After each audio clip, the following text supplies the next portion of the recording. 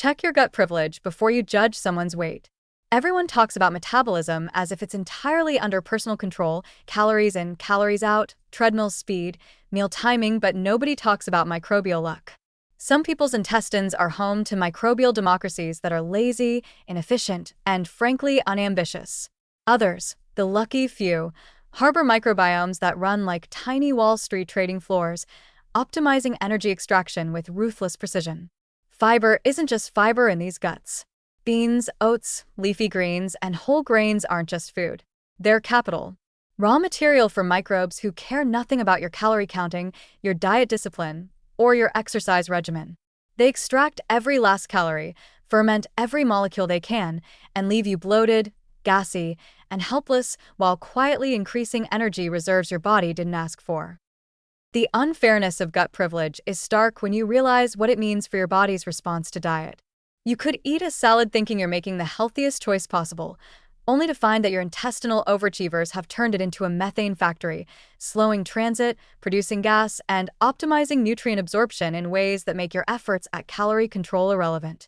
Meanwhile, someone else, eating the same meal, might pass it without a sound, metabolically neutral, extracting just the right amount of energy without bloating, discomfort, or social embarrassment.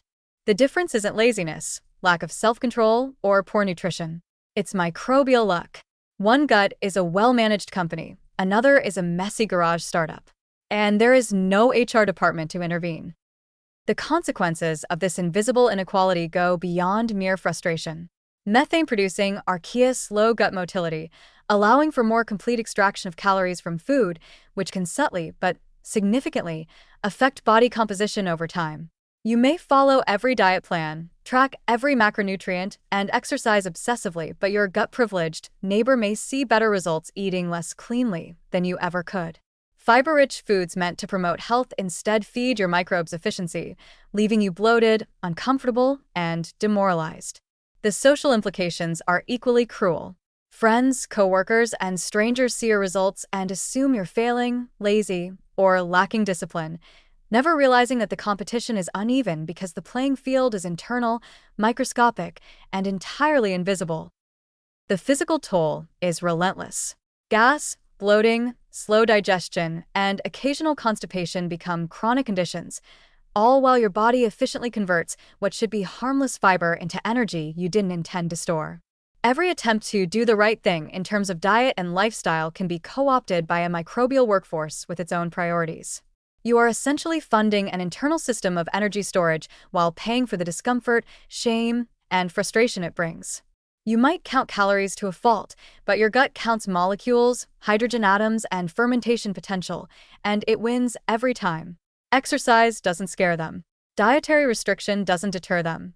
They are ancient, evolved, and highly efficient, and they care only about survival and output. Even interventions feel like a gamble.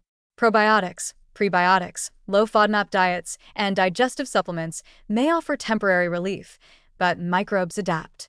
Methanogens slow transit, reorganize their communities, and continue extracting energy at a high rate, leaving the host trapped in a cycle of metabolic overachievement at the cost of comfort. You start to dread meals, second-guess ingredients, and measure every bite not just for caloric content but for fermentability. The very foods marketed as good for gut health become weapons against your comfort and your weight goals. Fiber, fermented foods, and whole grains, all staples of a modern, responsible diet, are turned against you, fueling microbial efficiency that feels unfair, unavoidable, and unmanageable. There is a psychological toll that rarely gets discussed. Chronic bloating and gas breed anxiety, social avoidance, and shame. You begin to question your choices and even your worth because the physical manifestations of microbial efficiency are public, audible, and socially stigmatized. Weight management becomes a guessing game dictated not by discipline or effort, but by microscopic tenants over whom you have little control. You might marvel at the evolutionary genius of these organisms, but it doesn't make the humiliation, discomfort, and frustration any easier to bear. In essence, you are not failing. You are simply losing to biology that is optimized to exploit your best intentions. Gut privilege is a hidden inequality, one that affects metabolism, digestion, social perception, and mental health. Some people inherit a system that efficiently extracts nutrients and stores energy, creating a metabolic edge. Others inherit a system that produces bloating, gas, and unpredictable calorie retention, creating a metabolic handicap. In a world obsessed with personal responsibility for weight and health, this inequality is invisible and rarely acknowledged. Yet it determines outcomes in ways that no amount of dieting, exercise, or willpower can fully overcome. In the end, the lesson is humbling. The gut is not just a passive participant in metabolism. It is a complex, independent agent capable of amplifying or sabotaging your efforts depending on its composition. You can eat clean, exercise religiously, and follow every wellness trend, but if your microbiome is optimized for energy extraction, if you have gut privilege, you may see results others can't. Conversely, if your microbes are overachievers in methane production or fiber fermentation, your best efforts can feel futile, leaving you bloated, frustrated, and socially mortified. It's not laziness, not a lack of willpower, not poor nutrition, it's biology. The invisible inequality of gut privilege is real, relentless, and often unfair, and it deserves far more attention than it currently receives. Your metabolism isn't the only player here. Microbial luck may very well determine your results, your comfort, and your confidence. So next time you glance at someone's body or feel frustrated with your own, remember, the playing field isn't flat. Some guts work smarter, not harder, and sometimes the cost of that efficiency is yours to bear.